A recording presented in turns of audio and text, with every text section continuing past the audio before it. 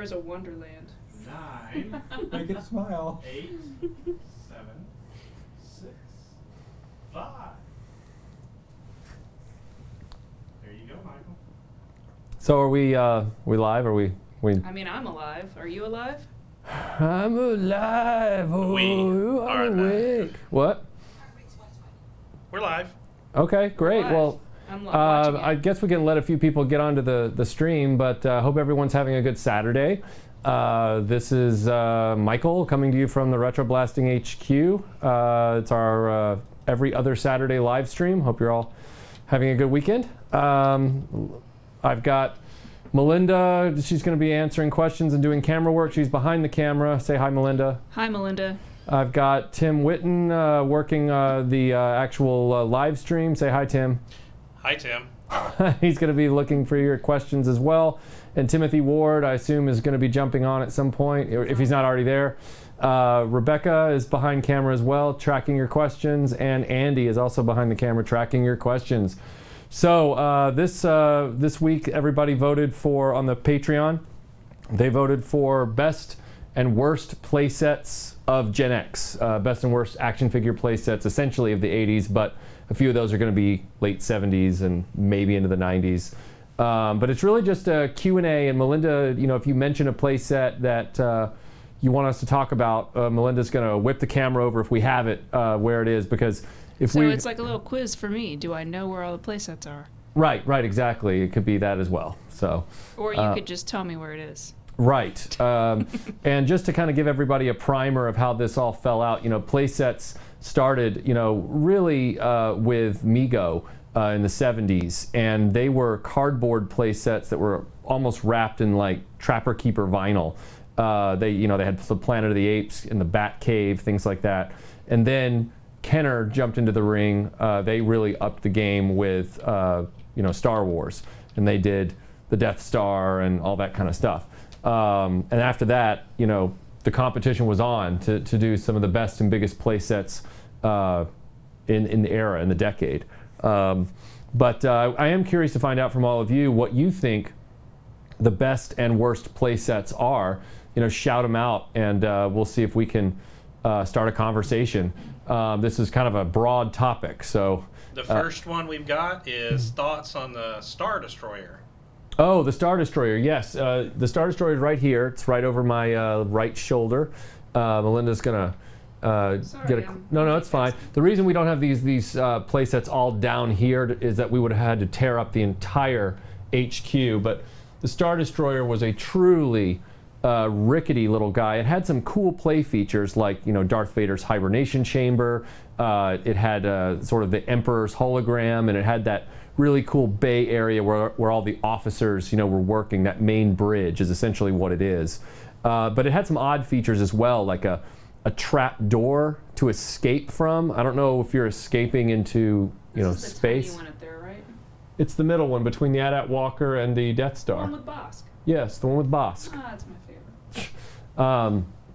But it was, it also had some odd things, like, you know, there was a peg to hold the action figures upside down to torture them, and they had to change the box art because they originally put Princess Leia there, and they were like, that's not a good image, so they changed that to the Death Squad commander being tortured.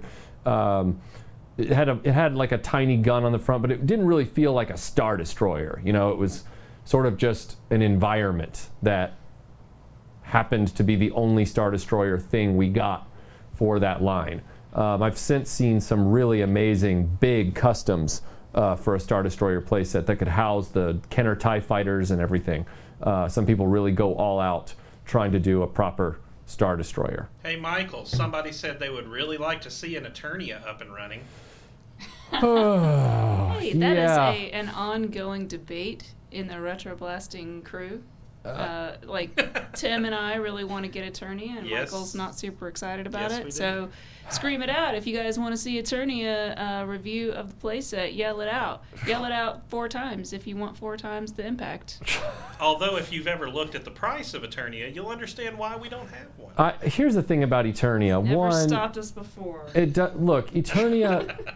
I agree that Eternia was one of the biggest physically sized playsets of the mid to late 80s. And there's no denying that. And it was from a popular line, Masters of the Universe, although it came out when the line's popularity was almost nil at that point. The problem I have with Eternia is that it doesn't look like Eternia, either from the idea of the mini comics or the cartoon. It doesn't look like Eternia. It looks like an action Hot Wheels monorail with some towers. It's what Eternia would look like if it were a theme park. Yeah, so. it's Six Flags over Eternia. Well, that's fine. No, it's not fine. A nice theme park? It's not fine. It's not fine. Well, we also have a lot of debate going, is the USS Flag a playset or a vehicle? Right, so we're going to flip the camera and deal with that. So let's flip the camera. And by flip, you mean slowly pan so that I don't make everyone ill.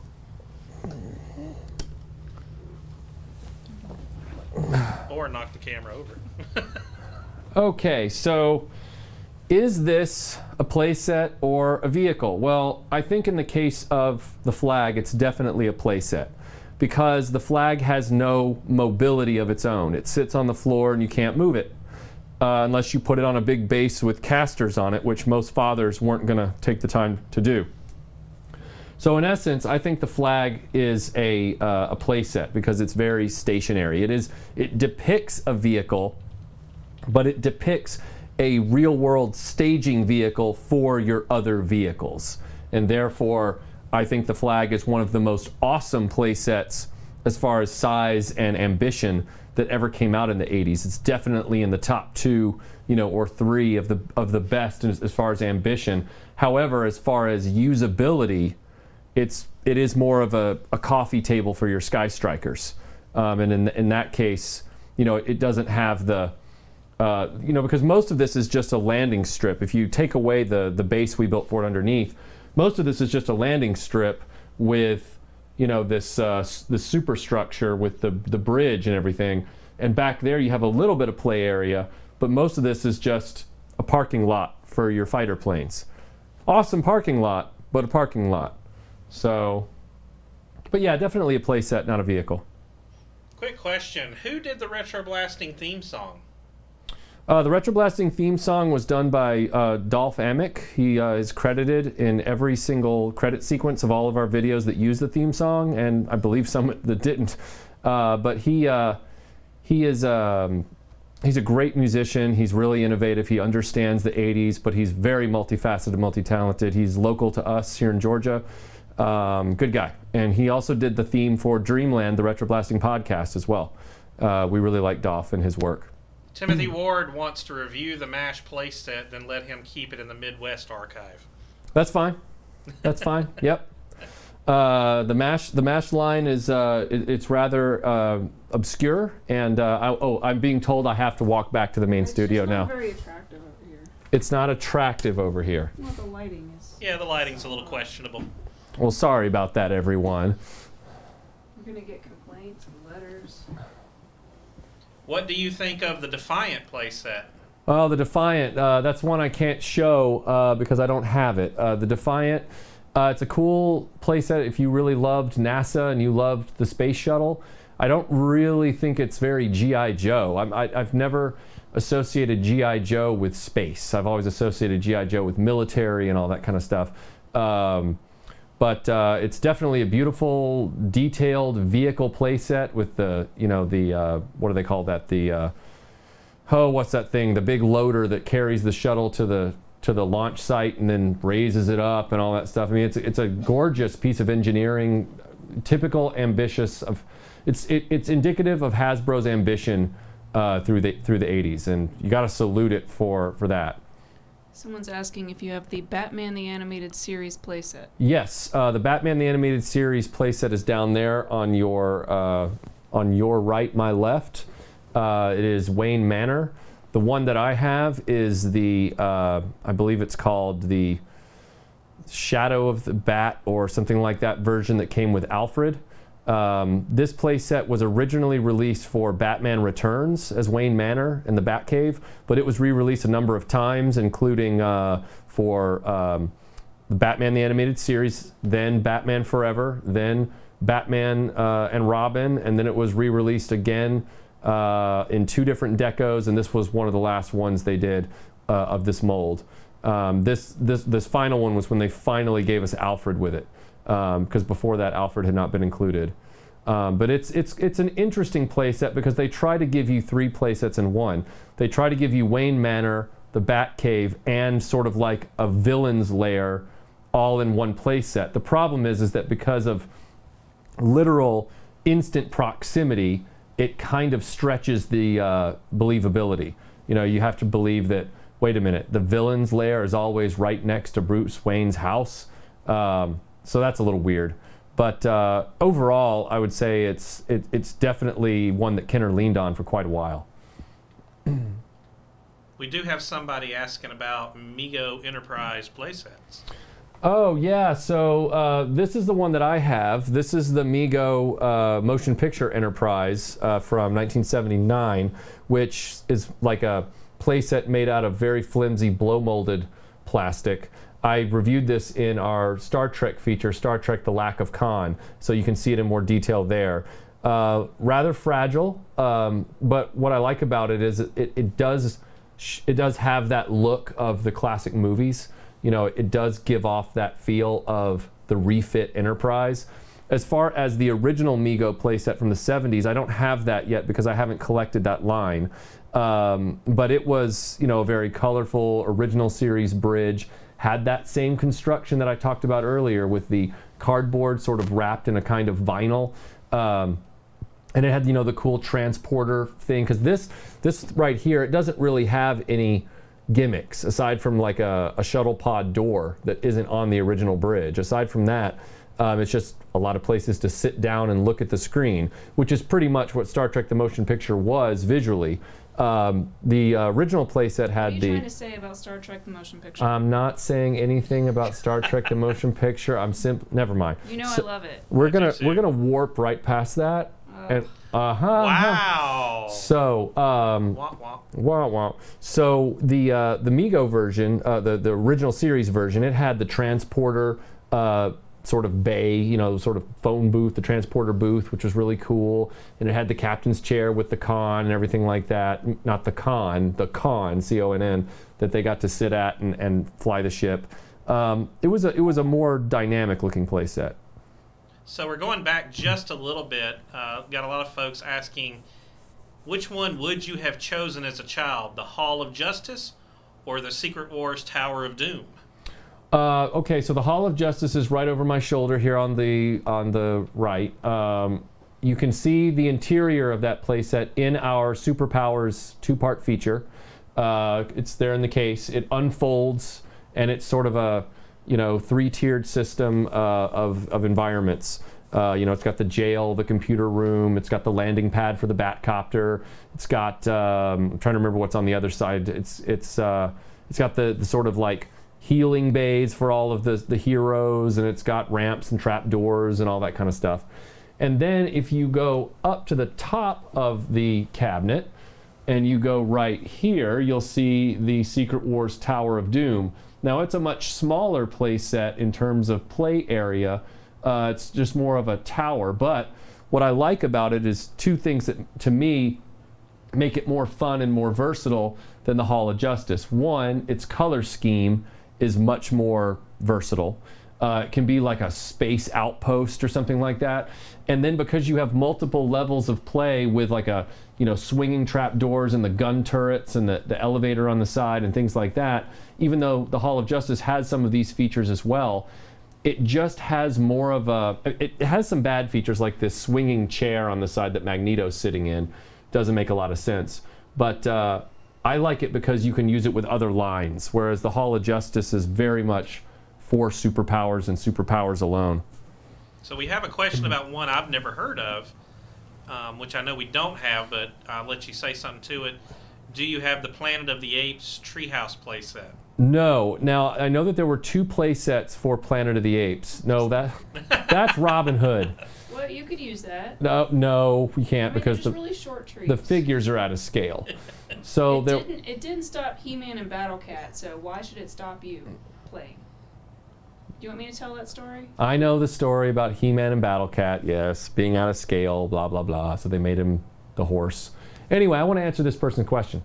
So the Planet of the Apes treehouse is the second major playset in the Mego line. The first one was sort of the city, the Planet of the Apes city from the original film that was modeled. I can't remember if the Batcave came first or the Planet of the Apes city, but one of them inspired the other. They just reworked that same design. Then there was the treehouse, which was a separate autonomous playset. And I've seen it for sale many times. I've pored over its details. Really cool and rather large because, you know, those Mego figures were much taller. I actually, one of my two Megos in the room is Cornelius or possibly Galen. They're pretty much the same action figure. So, but it's a cool playset. I'd love to have one day. Next question we just have, it just says Jabba's Dungeon with a question mark, so not sure if they're talking about the small one. If you look at, let's see, go to, Melinda, go to this droid factory here. That was one as well. Yeah, so this is the original droid factory from Kenner's Star Wars in 1978 or 9, I believe. And they reused this playset twice for Jabba's Dungeon both times. The only difference was the color scheme, the fact that it didn't come with all the droid parts, and it came with 3 different action figures each time. It's a very basic reuse of the playset. It's not a very interesting playset. It's clearly a price point playset as Jabba's Dungeon to sell action figures. The droid factory, its originally intended design, I find to be far more interesting and for a child because it's a build, it's a construction playset. Then they just wiped out all the little, you know, peg holes and stuff and just made it a platform to put action figures on. But I guess you could use it as, you know, EV-99's area to torture Power Droid or something. So in that sense, and it's also rarer than some of the other play sets that were sold because I believe they were exclusives. So huge shout out to Chris Smith who just gave us a $20 super chat. Thank you for the super chat. His question, he says, thank you guys for this topic, very interesting. Do you recall the Warren Cardboard Transformers Activity Center from around 85, 86? Yes. As a matter of fact, I would love to have one of those one day because it's the closest thing you can get to the Transformers Ark Crew Volcano spaceship headquarters. I love the look of that thing, and I'm very devoted to the Ark Crew from More Than Meets the Eye. Those are the Transformers that I have on display as the Autobot Ark Crew. I would love to have that piece. It kind of goes in line with the Cobra headquarters from 1982, which was also cardboard, although the Transformers one was far more involved. But yes, I would love to have that play set. I would very much love to have that. What about the Daily Bugle play set from the 90s Spider-Man line?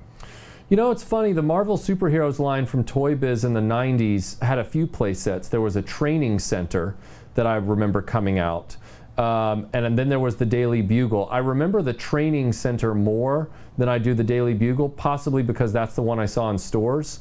But I need to do some research into the Daily Bugle set because Toy Biz really did a lot of innovative things back then. Their action figures looked a little goofy, but they sure knew how to push out product. And you know, I think by the time 91 or 92 rolled around, I think there were like 3 or 4 versions of Spider-Man alone, and they were all legitimate versions. You know, one could stick to walls, and one could shoot a web, and one was multi-posable, and you know, all that kind of stuff. So they were doing some good things. My heart has softened to Toy Biz as the years have gone on. We're got a discussion on Space 1999, the ship play set, and action figure line. Yeah, Space 1999, the Eagle playset. There was one that was scaled. The Eagle was scaled down. It wasn't compatible with the action figures. I'm not certain. I'd have to look into it because I haven't educated myself completely on that line yet. If there was a Eagle environment for the action figures to interact with. I need to go back and research that. But the Space 1999 figures, I'd love to have some of those in my collection. But like Black Hole, Space 1999 seems to be this esoteric toy line that gets very valuable and very expensive rapidly. And right now, I've got my my resources focused elsewhere to try and finish off some other lines so that I can bring you some videos faster. Big shout out to Analog Toys. Oh, Analog Toys. Hey. Yeah, they want to know if the Millennium Falcon is a vehicle or a playset. The vintage Millennium Falcon, I think, is and I'll get out of the way. The vintage Millennium Falcon is definitely on that balance beam. It's a playset that serves perfectly as a vehicle. Excuse me. But as a child, I always had it as a vehicle. I mean, it was never so cumbersome that I couldn't use it as a vehicle. Now, it was harder to move around than, say, a Y-wing or an X-wing, but I really enjoyed playing with it as a vehicle. Now, the legacy Millennium Falcon from Hasbro that came out several years back, that's a playset, not a vehicle. That thing cannot be easily picked up and flown around. It is an environment. But the Kenner one really does walk that line. It's both. Can we sit in awkward silence? We can sit in awkward silence if you like. So we did have a question about Micro Machines, the airplane playset. Uh-huh. Just asking about it. What's your thoughts? Yeah, I have a few Micro Machines from when I was growing up, and at the time I remember being underwhelmed by them because I had Hot Wheels and the Micro Machines were smaller, and I know they came with that big jumbo jet auto carrier playset thing.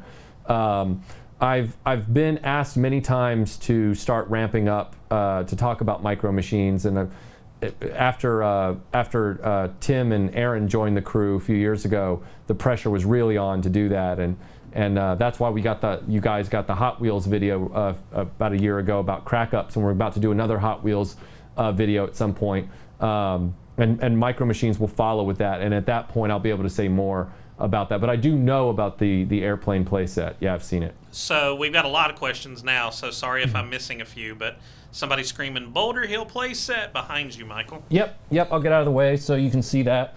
The Boulder Hill playset is a classic of Mask. It is one of the more innovative playsets because it looked exactly like it did on the show, which was real helpful. It didn't compromise in many areas, and it also transformed into the Battle Fortress from the show. It is a little disappointing that the gas station doors don't work because of the way it's molded. But what is nice is that the garage doors actually work, and you've got plenty of room inside to keep your figures and vehicles, to pull in. In that sense, it's really this is one of the play sets that I would have really loved to have owned in the 80s, and I ended up borrowing this play set from a friend for like a weekend just to enjoy it. Yes. Several people want to know the best and then the worst playsets of the 80s. Well, that's a broad topic. So, like your pick. Oh, my pick for the best. Your pick for the best playset, and then your pick for the worst playset. Okay. In my experience so far, since I've done RetroBlasting, the worst playset of the 80s is probably Snake Mountain. That thing is pretty terrible, and I've done a video about why it's underwhelming, because Snake Mountain had so much anticipation tied to it because it's Skeletor's lair, and yet it's obvious that the playset itself was made for another toy line out of scale with the He-Man figures, and then they just kind of modified it quickly deco-wise to make it a He-Man playset. That's what it feels like. There's nothing inside except stickers and a net hammock. I feel like because of the toy line that it's tied to versus what it delivered, it's the biggest disappointment, if that makes any sense. As far as the best playsets of the 80s, I really, even though I didn't have it as a kid, I've got to give it to the Fortress of Fangs is one of the best from Dungeons and Dragons. We did a video on that as well. The Fortress of Fangs just has so much going for it in terms of play value. It's got the different environments, like the lava pit with the treasure chest in the middle, and it's got the traps and the spring-loaded mechanisms to knock characters over, and there's really, and the design of it is really cool. You've got multiple ways up to the second level, which is always key. I hate it when a playset has a second level and no way to get there. That's something where the Tower of Doom kind of messed up. Well, the Tower of Doom did have a elevator. And then the other place that I really love is Castle Lions from Voltron, not because I love Voltron, but because it has a legitimate set of features inside. I'm actually, because this one's actually easy to grab, I'm gonna bring this down and open this up just to show you at the table what it looks like. While you're doing that, we've got a couple of super chats. Oh, thank you. Popped up all at the same time. Shout out to Matt Movies 611. Thank you for your donation. And Mike Ippolito. Hey, Mike Ippolito. How's it going? One of our favorite restaurants. Is there any place set that you would want for the collection, and would you trade anything from the collection to get it? Good question. We would like the Eternia playset. No! I agree. I completely agree. Thank you, Tim. You're not trading any of my stuff for Eternia. We will trade the Castle of Lions. No, we will not. He will never know. Snake Mountain for... You just said it was the worst. Yes. So... Okay. After you talk about this, I think we should talk about what's right here on... Yeah, right over there. There is one thing you guys have not seen yet that Michael has right in front of him. So if you look at the Castle of Lions playset, you know, you've got a main front door, you've got the staging area inside for all of the pilots to, you know, get around the table and talk. You've got the computer where they can, you know, muster all the lions and make sure they form. Can't really see from this angle. Oh, sorry. You want me to turn the little cam on? Let me turn that on. Oh yeah, this camera. Turn that camera on. It is on. Okay, great. Can they see that now? Yeah, it's on. Okay, so you've got the area where they can monitor for threats. You've got the area where they can, you know, meet up and discuss their strategy. You've got a repair bay for the lions, and you've got the rope that takes them either down or up from the lions, the shuttles that go to the lions. You've got the tomb where King Alfor, you know, his ghost lives and everything like that, or his ghost appears. Lives is not really the right word. It's just a great playset. It's just a great playset that they didn't leave anything to chance. Everything is here. I really think this is one of the best, and it's rather unsung. It was also one of the first playsets that we decided to purchase just for RetroBlasting. Yeah. Like, just because we had seen some information out on the internet that showed, you know, this same playset, but it wasn't complete. And so we really wanted to show the complete playset and talk about all of the cool features it had. Yeah, and you know, it's funny, a lot of the best playsets I've found from the 80s are ones I didn't have growing up. Not because I was deprived, but because, you know, I just didn't have them, therefore I didn't know how great they were. One of the ones that we've talked about before that's really great is the Palitoy Death Star from the UK. That's one of the best playsets for Star Wars that was ever made, and it was only sold outside the United States. And even though it was heavy cardstock, it had so much play value. So Analog Toys just did us another donation of $7.99. Oh, thank you, Analog Toys. He's asking, is Brave Stars Fort, and I can't pronounce, Kyrium, a good playset? Well, we have it right here. I've got it partially folded up right now. It's ambitious, but it's really just a series of facades, much like an actual Western town set for a Western movie. Like, it's just a bunch of flats. It doesn't have a lot going on with it. You know, it has a jail cell, and they have that light gun gimmick, which I haven't tested yet. But it's also filled with a lot of parts that are made from that brittle silver plastic that likes to shatter. So in that sense, it's a very frustrating playset to collect as a collector 35 years on. And to answer Mike Ippolito's question about a playset that I'm looking for that I would trade something out of the archive to get, that's a tough one, because as much as I want things like the Ghostbusters Ghost Command Center, or trying to think of some others. Strawberry Shortcake House. The what is it? The Very Happy Home. Very Happy Home. That's actually a really cool playset from Kenner. Even if you're not into girls' toys, that's a really cool playset. It's huge. Yeah, I mean, I don't know because I never know when I'm going to need something for a video. I don't like to release something out of the collection and then realize I had a great idea for a video. But there are definitely some that I'd love to get my hands on, like the Ghost Command Center, like you know, the Captain Power base would be one that I'd like to have at some point. The Karate Kid Attack Alley would be cool. So things like that. Our man Dean Hepler just gave us $10 in Super Chat. No question, just donated. Thank you, Dean. Thank you, Dean. I wanted to sort of see if you wanted to tell a story about how we had to have this cabinet specially made to fit that Death Star.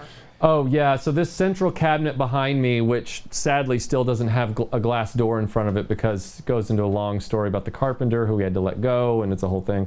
There was supposed to be a door on it, but this cabinet was specifically designed around the Palatoy Death Star's footprint.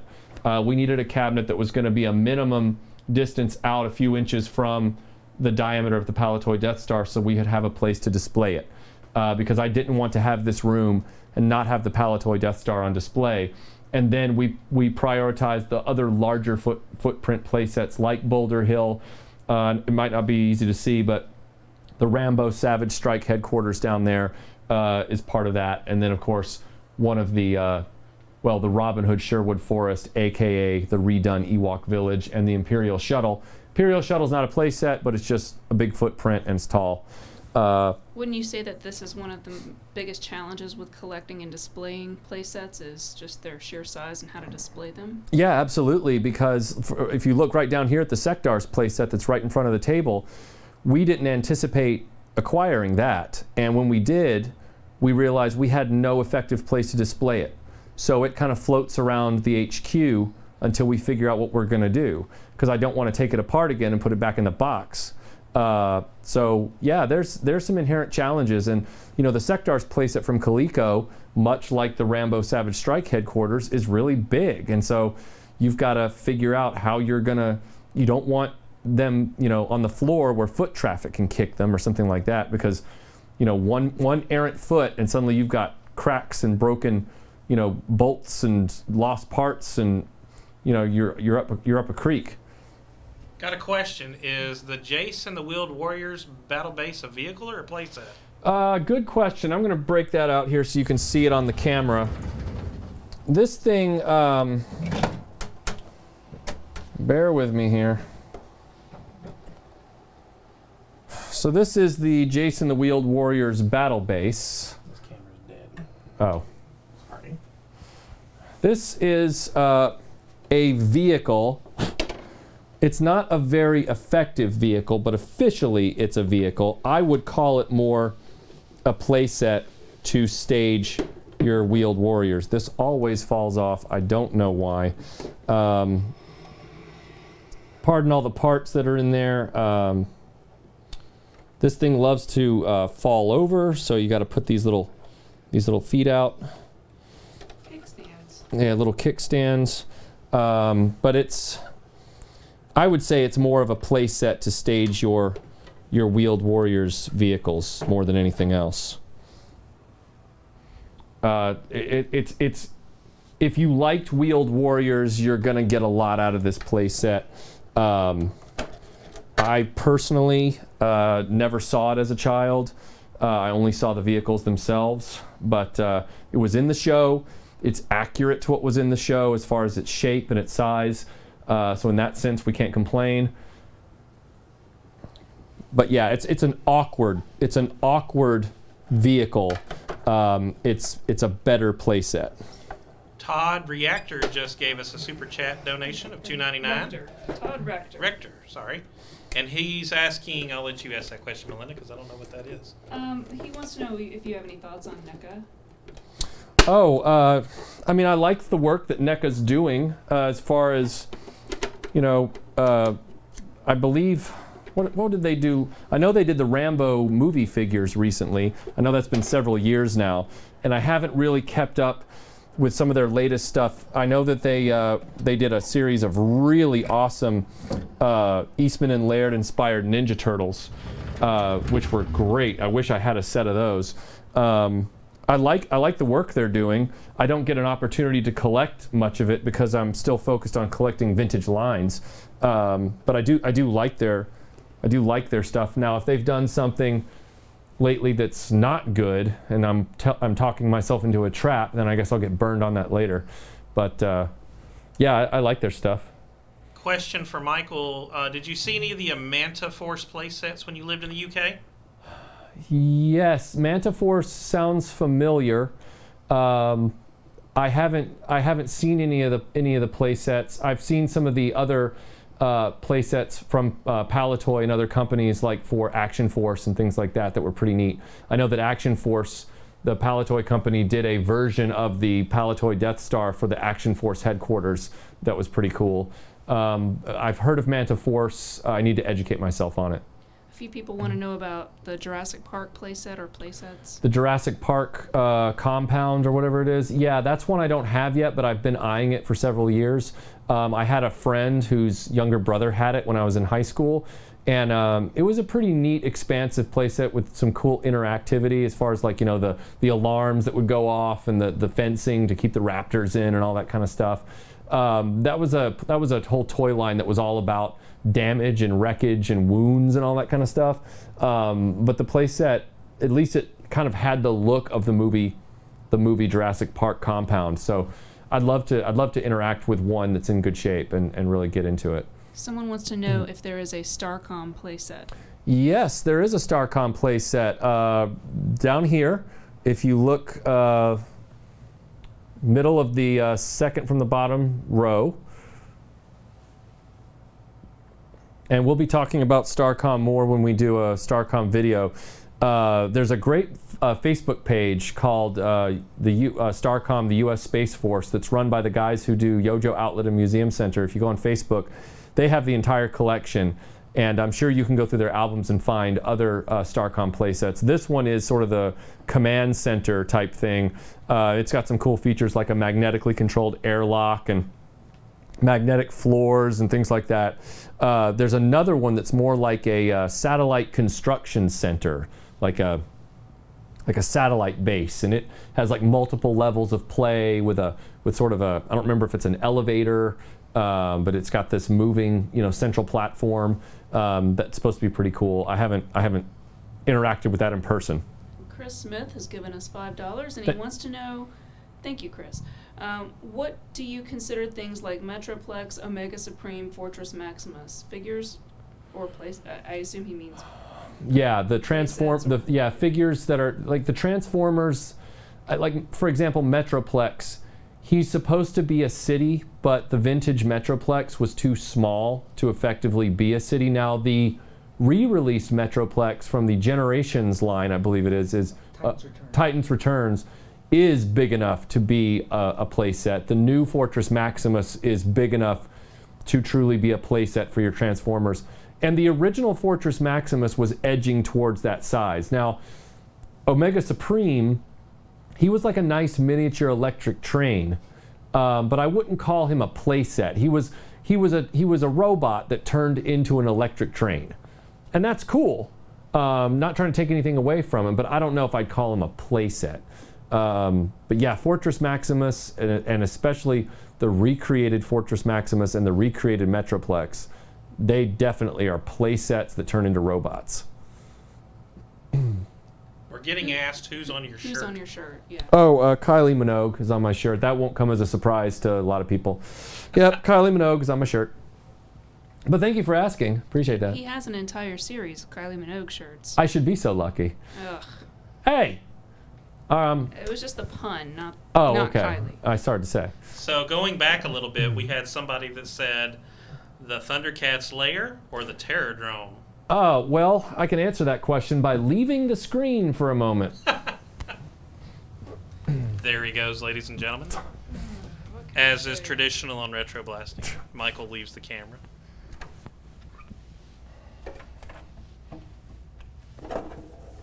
Geek Chorus just gave us a shout out. They're probably hearing this right now. Okay. Day 37. I'm still plotting my revenge against Michael. Geek gave us $2. Thank you so much. He said, loving the stream. Oh, great. Thank you so much for the super chat. Okay, so to answer your question, this was an unexpected and just humbling donation from a good friend of ours named Steve Maybe. He just sent us this beautiful condition, minus a little yellowing, but other than that, it was in great shape, this Cobra Terrordrome. I had only played with this toy briefly in the 80s, and I'd always wanted one, you know, because it's the Cobra base. It's the main Cobra base. And we're going to be restoring this starting early next year. But to answer your question, that came first. Now, I am looking for a cat's lair because I'd like to have it for a redo of the ThunderCats feature video. So I will be looking for a ThunderCats lair if I can find one affordable early next year.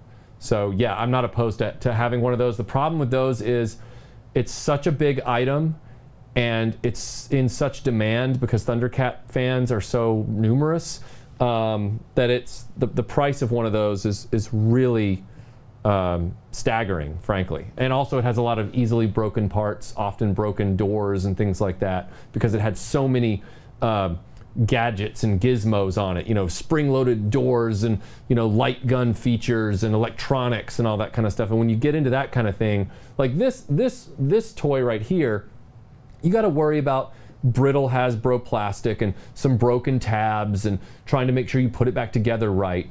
But with the ThunderCats lair, it's that plus all these other problems because of spring-loaded gizmos and electronics and blah, blah, blah. And then it makes it even harder to get a complete piece. Someone wants to know, what is the most difficult playset to restore? The most difficult playset to restore, it comes down to rarity. So if it's a very rare playset where the parts don't appear very often, you're going to have a hard time. I would actually say it's that Enterprise that you pulled up a while back that's just a shell of thin plastic, because if it breaks, there's really no way to fix it at all. Yeah, you have to almost like tape the plastic back together and just, it'll be ugly. Yeah. But as far as, yeah, so in that case, if it's poorly constructed and it breaks easily, like the Black Star Ice Castle, which I don't know if you can even see from here. Because of the Okay, well, there's a video that we did on the Black Star Ice Castle. If you go back into our archives, type in RetroBlasting Black Star Ice Castle, it'll come up on your YouTube search. That's a hard piece to get intact because of the material that it was made from. Now, on the other hand, other ones like the Sectar's Hive, it's actually more durable, but it's not as common. So if you lose parts to it or don't have the parts and you buy one incomplete, you're going to have a slightly harder time finding parts. So for example, one of the clips was broken on this one, and I had to go find a clip on eBay, and it took me several months to find a clip that I still haven't reinstated into the playset yet, but I bought it for that purpose. Now, the Sectar Hive is not the rarest playset in our collection. That actually goes to a new acquisition, which is to Melinda's right, the SDF-1. Excuse me. Sorry for the cough, everyone. How dare you? Now, the SDF-1 playset is from Robotech, and we're going to be talking about that in a feature video. But I had to make sure that I got this playset 98 to 99% complete on purchase. Because the moment you buy one of these, if you don't have some of the parts, you may never find the parts, because this playset is so hard to find. Whereas on the other hand, something like the USS Flag was sold in large numbers. So while the playset is expensive because of its size and popularity, if you have enough money, you can get all the parts. The SDF-1, it doesn't matter if you have all the money in the world. If you start looking for parts for that, they're not going to be out there. You're going to have to wait and wait and wait and then fight with people when certain part slots come up. And I wasn't willing to do that. I wanted it, you know, near complete when I got it because of how rare it is. So going back a little bit, we've had a couple of pings, people asking about the He-Man slime pit and your thoughts. Oh yeah, the He-Man slime pit, I put that in the same sort of designation as like the Ninja Turtles pizza thrower. It's, even though that's more of a vehicle and the slime pit's definitely more of a mini play set, it's it's a gimmick playset. It's not a central headquarters. It's not even a real place in the He-Man mythology. It's just a place so that Mattel could sell more slime cans to slime the figures. But it's not a destination playset for that series. You know, like the Fright Zone, for example, while being smaller, is at least the Hordak central playset. Snake Mountain is Skeletors, the Castle Grayskull is the Sorceress, and He-Man, arguably. You know, I'm trying to think of other examples of playsets like that. The Slime Pit is kind of like the Droid Factory that we just talked about. You know, the Droid Factory is a gimmick playset to build droids and, you know, have Jawas hang out there and do stuff. The Slime Pit is that thing. What do you think about people 3D printing missing parts for playsets, or like missiles and things like that? You know, I'm going to get into trouble for my opinion about this, but I get into say what your opinion is, and if people don't like it, I get into trouble for all my opinions anyway. I had a good conversation the other day with a friend. We were talking about that, and I'm going to get in trouble no matter what I say. I have really decided that I value someone's ingenuity and dedication to being a maker, like, you know, the maker movement. I find that a lot more fascinating than you know, authenticity. Now, that being said, I'm going to say something hypocritical to what I just said. When I'm collecting, if I already have one that's 100% authentic, say a Buck Rogers Starfighter, then I'm more accepting of, like, I had another Buck Rogers Starfighter shell, and I said, well, I'd really like to have two fighters, one for Buck and one for Wilma, but I can't find the parts for the other shell, and I don't want the shell to go to waste. I don't want to just go buy another Starfighter. So I went through a guy who made some amazing replicas of all of the parts for the Starfighter and finished it in replica parts. And I'm perfectly happy with that. And that might be because I have an all-original in my collection as well. And so I'm putting that out there, that might be the case. Perhaps you're just saying that people should have the option, because, I mean, a lot of times originals are very expensive, which makes it become an exclusive club only for people who have a lot of expendable income type of thing, right, which is not the best. I do think people should always have the choice, and I know there's a lot of people online who are complaining and going on crusades about repros and all that kind of stuff. Look, here's the deal, and I've said this before. If you educate yourself, if you're anti-repro and you educate yourself, like when I bought the last 17, some of the figures came in and had repro accessories, and I immediately contacted the seller who didn't know, and I said, hey, these are repros. And he was like, oh my gosh, I'm so sorry. I'm going to give you some money back, because I didn't want to send the figures back. And then I went looking for the accessories and got what I needed. If you educate yourself on what you collect, then repros shouldn't be a crusade for you as much as they are right now. I mean, it's hard to sit here from where I'm sitting and say to everybody, yeah, I try not to collect repros. Like, for example, with the SDF-1, I'm not going to be trying to repro, you know, a part here and there that I might not have. I'm going to keep looking patiently until I find it, because I want that piece to be 100% authentic. And most of my stuff, I want it to be 100% authentic. All of the stuff you see here is 100% authentic. You know, there's no repro parts in any of this stuff. But that doesn't mean that I don't enjoy seeing what people do, like with those Starfighter parts. I really enjoy that. Or the G.I. Joe machine gun, the Cobra machine gun that was done right. Right, exactly. There was a machine gun. The same guy created the Cobra machine gun from the cartoon that was never offered as an accessory, and that thing looks great. Thank you to Analog Toys for another donation. Oh, thank you, Analog. He asks thoughts on the Palitoy cardboard Action Force playset. It's similar to the Palitoy Death Star. Yeah, I just mentioned it earlier. The cardboard Action Force playset is really cool. I wish I had a copy of that, because I love the Action Force stuff from the 80s that was inspired by Real American Hero. But that stuff, as you know, is very hard to come by in the United States and gets very pricey. I only have a few pieces of Action Force right now. Do you have any Terrahawks? I do not have any Terrahawks right now. I know that question's been asked a few times on a few live streams. I hope to one day. They sound like a toy line with a big fan base, so I'm hoping maybe one day I will. Someone's shouting out for Bionic 6. Oh, Bionic 6. I'll move this so that you can see that better. The Bionic 6 toy line, the laboratory is right down there. Oh, and see, that's how you break things. There you go.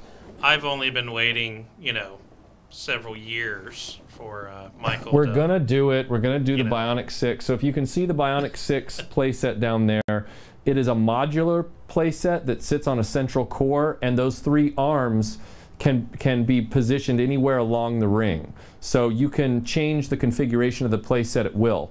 It is an LJN product, so it tends to be a little brittle, and the pieces in the box don't match the colors of the pieces on the box. So that was a common issue back in the 80s. But it's a cool playset. It's very cerebral. You know, it's a very cerebral, strange, absurdist almost playset. But there's nothing about it that makes me regret acquiring it, because it's so unique in its design. There's a lot of imagination that went into this one. Thank you, Geek Chorus, for the donation. He asks, is there any interest in the Trendmasters Godzilla line? Yeah, the Trendmasters Godzilla line, I've heard, you know, multiple people, and I remember selling that line when I worked at Toys R Us. I love Godzilla. I don't have any of the parts from it because it's late 90s. I don't have a lot of stuff from the late 90s. But I'm a Godzilla fan, so maybe one day I will. Now there's another Godzilla that I would want even more than that. And we looked it up. Tim and I looked it up several months ago. I can't remember if it was a Bandai Godzilla, but it was sold in Japan, and the thing was massive. I mean, it was awesome. Yeah, it was like the original Godzilla from the 60s style, with that face, you know, that face of justice. And he was like 3 feet, 4 feet tall, something like that. I can't remember, but that's the one I'd really want. Huge, with a huge price. Yeah. Speaking of Bandai, someone wants to know where the Vehicle Voltron is. Vehicle Voltron, yeah. Vehicle Voltron, I have the original Matchbox edition in the 3 separate boxes. It's not on display here. And then I also have the... I'm just going to show other Voltron. Yeah, I also have the almost official Voltron, almost like the ultimate Vehicle Voltron that came out a few years ago by Miracle Works. That's upstairs in the display case in our living room. With the Toynami one. Teenage Lust Band gave us $5. Thank you. And they ask, hi, have you had the Cloud City playset since childhood? If someone is looking for one, what should they look for when buying? Yeah, the Cloud City playset, you just want to make sure that it has, you know, that you're always going to have fold marks in those because it is a cardboard playset. But just make sure that the tabs are still intact and not ripped off. And then also make sure that it comes with all the foot pegs that go with it, because the Cloud City playset comes with a certain number of foot pegs.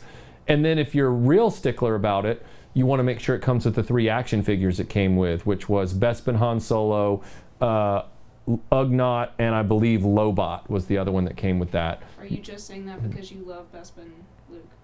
Well, Bespin Luke didn't come with that. And Bespin everything. I'm just answering his question and not trying to impose my pro-Bespin ideals on people. Speaking of cardboard, we had a question a while back that was really interesting. He asked your thoughts on laminating like cardboard parts to preserve them but still display them. If you laminate cardboard parts, the frustration there is that it will devalue your cardboard item, because I don't... And the purists out there will like mentally explode. Because I don't believe that a cardboard part can be delaminated after it's laminated. Now, that being said, lamination too can age and get old.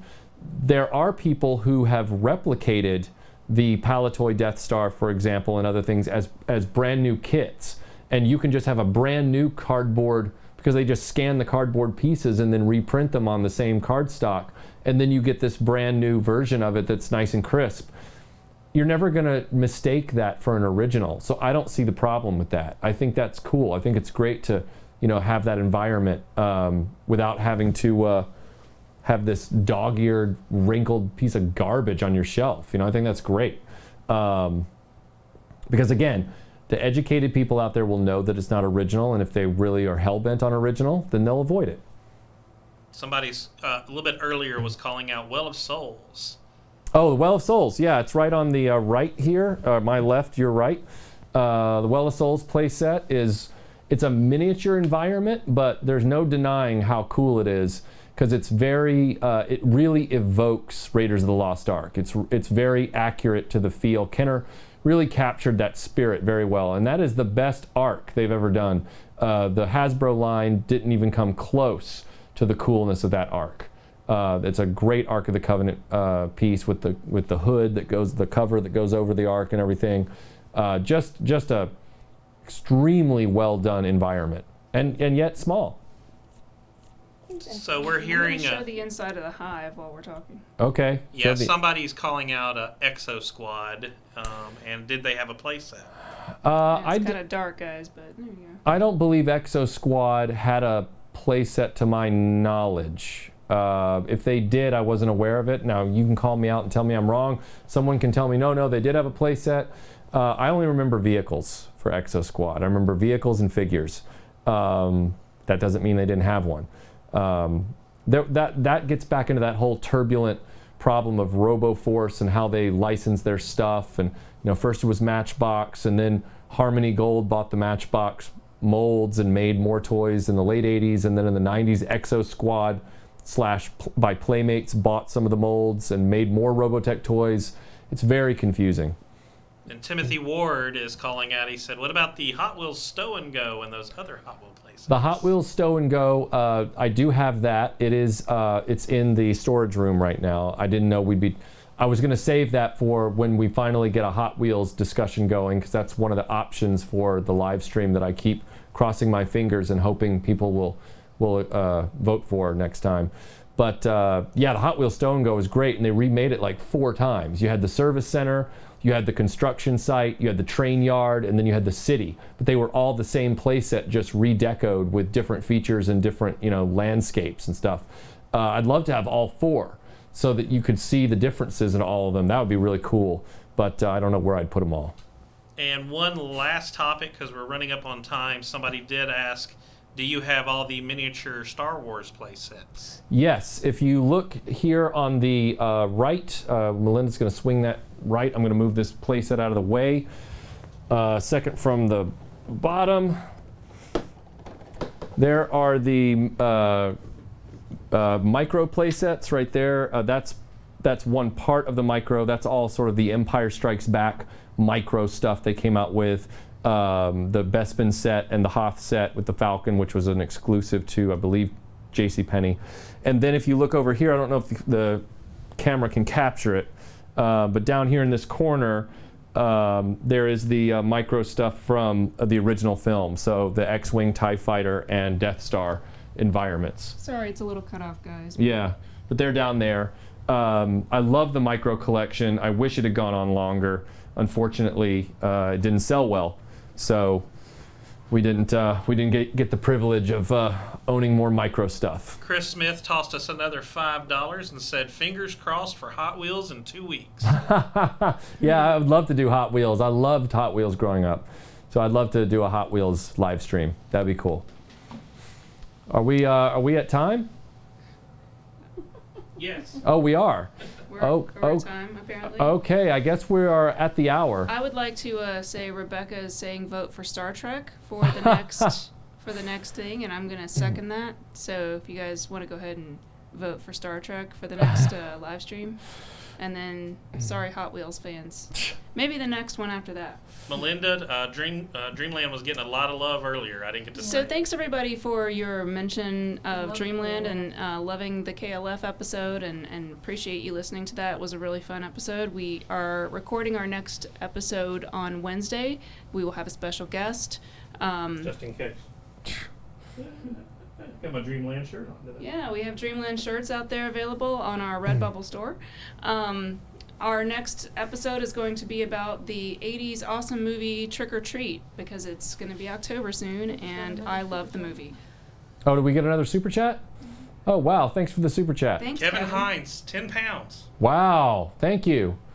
I love my friends in the UK. I miss you all. I know I didn't smile enough when I said that. I love my friends in the UK. I miss you guys. I miss you all. Hey, girl, David can't you Lerner, smile more?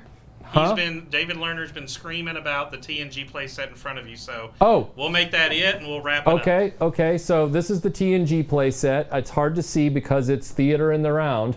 But it is the Playmates original original playset. This one came fresh out of the box. It was within the first 1,000, and we're going to be talking about it in the Star Trek Part 2 follow-up that we're going to be doing. There's some details I don't want to reveal here about what I found in that box when I opened it, but yeah, this is a really cool play set. It's very accurate to the TNG bridge set, which is always a plus. You know, spring-loaded doors, just like in the show. Lots of mauve. Lots of clips, which these clips are really annoying. Not a fan of this construction. Ooh, I'm popping parts off. Did you just break it? I didn't break it. Amazing. But like you have to pop these clips off here. I don't know if you can see that, but you've got to pop these clips just to drop the walls down so that you can, you know, interact with the stuff inside. And then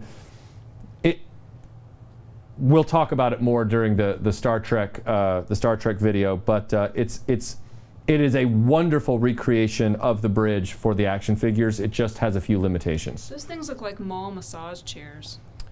There's nothing wrong with 80s mall massage chairs. Sharper image. What? Now I got to remember how to put these back on. Any last questions? When will Heather's be up? Heather's is in terms of Dreamland, Heather's is on our schedule before the end of the year. So we will definitely be reviewing that sometime before the end of the year, probably in November.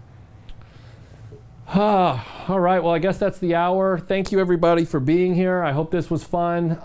Remember, if you are a patron at any level, you can vote on every live stream. So you every patron level gets a vote for the live stream topic every other Saturday.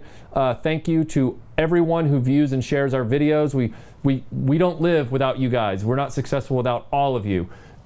Whether you're a patron or you're a YouTube subscriber and you've clicked that notification bell, all of that helps us out and allows us to keep doing this. And we're never going to stop. We would love to have more time to do this stuff, and you're the reason that we have the time we do. So thanks, everyone, and we will see you on the next video, and we will definitely see you on the next live stream in 2 weeks. So have a great rest of your weekend, and we will see you soon.